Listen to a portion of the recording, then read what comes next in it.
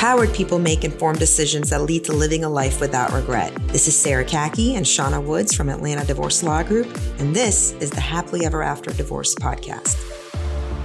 Welcome to the Happily Ever After Divorce Podcast. I'm attorney Sara Khaki with Atlanta Divorce Law Group, and I'm joined by our very own managing partner, Shawna Woods.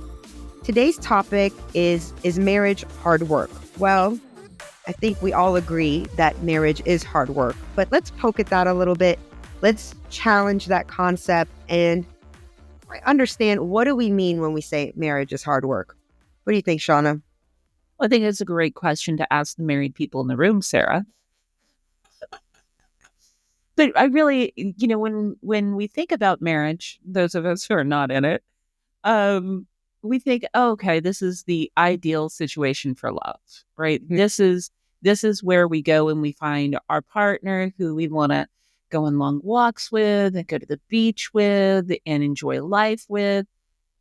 So, Sara, why is that hard?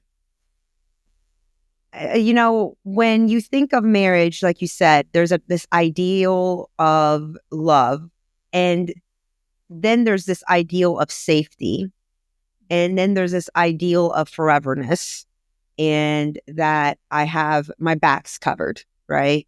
I have now a team that's with me. I'm not by myself. I'm not alone. And marriage actually completely throws all that in your face. And then has a chuckle at you. And you can have all those things. You could actually have incredible love, feel more love than you've ever felt before. You can actually feel the togetherness more than ever before, and you can absolutely feel safety if you do the work, the hard work in marriage. And that hard work is first learning how to provide all that for yourself. And I think that there's two types of people that get into marriage. You have those that want all that figured out before they get into a marriage.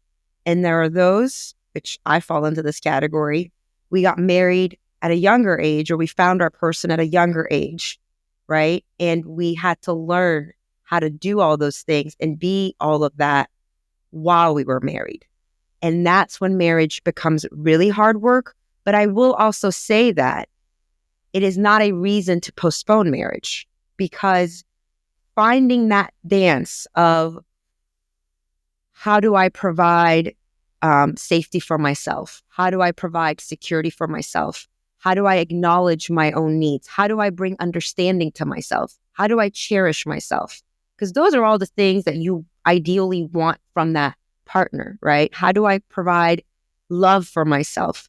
Once you learn how to provide all those things for yourself, then you open up space to allow your partner to provide all that for you, because you're able to properly, authentically communicate to your partner your needs, your standards, how you want to be loved, how you want to be cherished, and what safety means to you, what freedom means to you, and all those things. And a lot of times when we grow up with our partner, we can do that together. And that's when two people decide to go on that journey of self-discovery together in a partnership. Sometimes two people come together and they might have done a lot of that, and now they're trying to combine it. That has its own challenges, right? So I think that the belief that I want to go into a marriage and we have both figured out who we are, and then we just do it together, it's a sense of entitlement that probably does not exist. At the end of the day, whether it's marriage or, two people that want to spend the rest of their life together, we're talking about partnership. Now, I think, the title of marriage just gives it a legal institution and a ceremonial institution, and some aspects, a religious concept to it. But at the bottom line is we're talking about partnership, which means we are combining ourselves into something that is even bigger than the two of us and has its own value system. It has its own decision-making protocols, right? It's almost its own institution outside of just you and outside of just me. And if we can combine forces, the sum of the parts will be greater than each of the parts on their own. And that takes hard work within you. Now, the point that I would like for people to understand is that to have a enriching life, a fulfilling life, and have an authentic life where you are able to be the best version of yourself and live to your full potential, you have to do that self-work anyway. You have to do some self-examination. You have to bring some self-awareness, and you have to gain some clarity on what are my needs and how do I express my needs? What does love mean to me? How do I value security versus freedom? What does security mean to me? Am I comfortable being alone?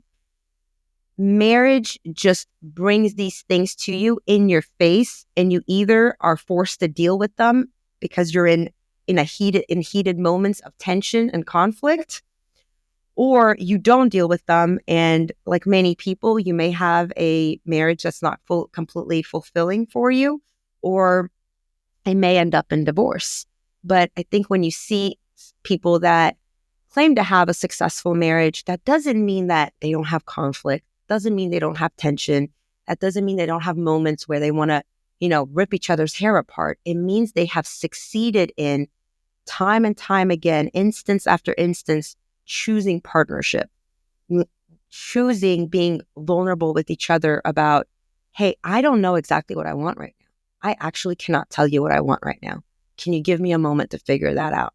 Instead of jumping to, well, you don't provide for my needs. You don't love me enough. You don't understand me. You're trying to control me. And letting go of that, instead in partnership saying, I need to figure out what it is that my words and be able to express to them. And then your partner in return saying, I get it. You do that. Do you think that, because if we're saying marriage is hard, right? Marriage is just hard across the board. Do you think there's a test or something that you can look at to say, is my marriage harder than it should be? Or is my marriage just as hard as it should be? I don't know if there's a test for that, but I think it's the same mindset that you can apply to anything in life. And I learned this from my mentor, mindset mentor, David Nagel, and his team, Steph Tuss. And anytime we were coming across something uncomfortable that brought you out of your comfort zone and brought you to a place of having to really take a look inside and face your dark side and face all of that, they would say to you, this can be as hard as you want it to be, and it can come as much grace as you want it to be.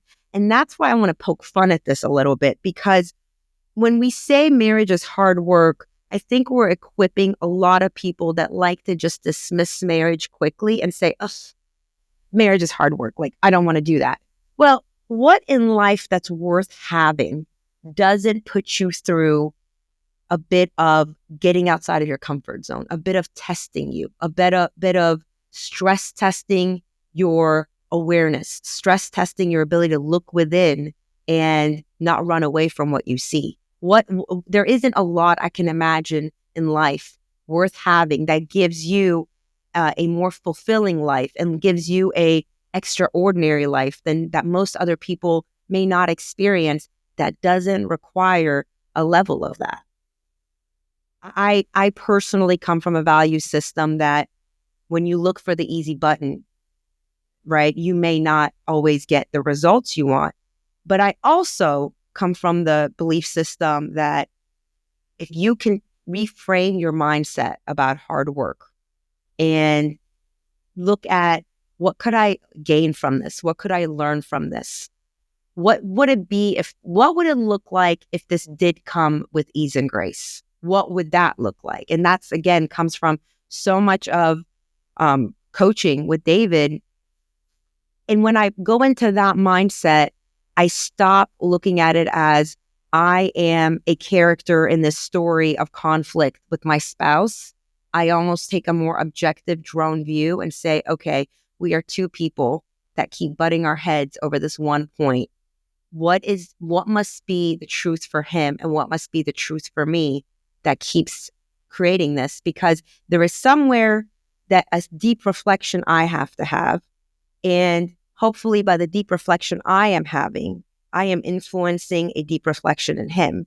And I think that's the part where it makes marriage a little bit more challenging than your average journey of self-awareness, because you can be on your own and do a ton of therapy, ton of coaching, and do a lot of self-awareness and have a pretty meaningful and deep life, right? Like, obviously, there's a lot of people that never get married. Some of my closest friends, closest family members, you, my partner, you're living a very happy, fulfilling life, right? But if you choose partnership or you choose marriage because you find that person that you want to have that with, I think the decision you're making is, I will go on a path of self-awareness so I can show up as the best partner I possibly can for you. And in times when you're not able to bring that self-awareness, I hope that my self-awareness will influence yours. And that's where marriage is letting a bit go of a bit of control. And I think that's where it's so difficult for people, because you can't control the other person to always be so self-aware. You can't control and order the other person to be as responsible as you. But you are relying on a bit of faith in the partnership that you've chosen the right person and that your values are so aligned and that you both want this badly enough that they will pick up their self-awareness along the journey as well. So I'm hearing a couple of things, and it just kind of lends to questions about, when we hear marriage is hard, why should we engage in it? Why should we bother? And what I'm hearing from you is actually, it's more about bringing yourself to a higher self-awareness. Would that be an accurate statement? Absolutely. I mean, there are so many moments that marriage takes you out of animal instinct and brings you into human awareness. And, I talk about that a lot. And that's something I learned from the partnership guru, Allison Armstrong, and it's not just marriage, partnership, right? Partnership forces you to go out of animal instinct. And what is animal instinct? It's the complete survival instincts. Am I safe? Am I provided for? Do I need to run away from this, or do I need to stand up and fight and protect myself? So it is a completely natural human instinct that when you're in a partnership and you see a sign from the other person, you're like, are they going to abandon me? Are they judging me? Are they not loving me anymore? Am I being left alone? And all these things bring your animal instinct up, and then you react, right? What marriage does or partnership does, it forces you to say, let go of that need to just protect yourself really quickly and being so scared. And maybe it's not about you. Maybe there's something going on with your person. And what would human awareness look like, where you're able to really tap into your gift of abundantly giving love to them, or abundantly giving safety to them or security to them, and hopefully influencing them to rise to the better version of them in times of conflict. There are so many lessons, I think, in marriage and partnership. And I use those things interchangeably, because I think the best marriages are based on partnership. Just because you're married doesn't mean you have a partnership. And I think if you want to have a happy marriage, you do the work towards partnership. But Shawna, I believe that about my relationship with you, right? My relationship with you is, every time that we are agreeing with each other, it's based on our shared values and our partnership. When we're not agreeing with each other, it's okay. How do we, instead of me thinking, okay, how do I just convince Shawna to agree with me so my opinion is safe? I instead challenge myself to say, that's an animal instinct reaction. How can I bring human awareness to really understand Shawna and make Shawna feel safe enough in full vulnerability, honesty, and authentically to come to me and tell me why her opinion is this, right? And then we can have an authentic agreement versus a forced one, just so we can keep the partnership. And I think that's where people reach us and reach our level, is when they are viewing the marriage as what is this person doing for me? and my goals in my life and how are they an asset to me, rather than how can I be of service to them? How can I give to them and build them up and help them live their true authentic selves? So I do think the way you've explained that makes it worth being hard for most people. Right. Yeah.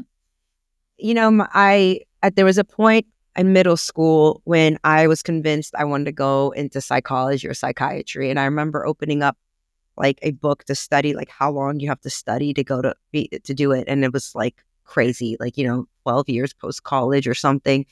And, sometimes people say something to you and you just keep it for life. And I remember my friend in the library that day, I said that to her, I was like, oh my God, it's like 12 years after college. She goes, well, that time, you're going to waste that time anyway. Mm-hmm. And I remember I was like, wow, like this middle school kid for the rest of my life gave me one of the most brilliant life messages. You are going to have to be faced with the reality of who you really are anyway. It's going to hit you. One point in your life, if it doesn't hit you before your deathbed, it is going to hit you at some point where you have to take a hard look at who you are and you can't run away from it anymore. The gift of partnership, right, which we hope marriage brings, not all marriages bring it, but the gift of partnership is hopefully it brings it to you with the person who loves you the most. And hopefully that is really worth having. Thank you. Thanks for listening to the Happily Ever After Divorce podcast. If you'd like to learn more, go to atlantadivorcelawgroup.com/resources.